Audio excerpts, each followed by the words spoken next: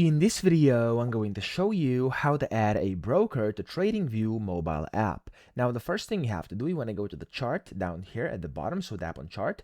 And from here, as you can see at the bottom right, just above community, you can see like an arrow up, arrow down icon. So this one I'm going to press over here right now, and I'm going to tap on it. There we go. And then it's going to open up the trade with your broker window. Now here you have to find your broker. You can either scroll down or tap at the top where it says find the broker and just look for it, okay? Now, whenever you find the broker, there's a bunch of different ones, by the way, and you can even start them to actually take them at the top. Then you have to basically tap on that specific broker, just like that. I'm going to tap on Pepperstone here, for example.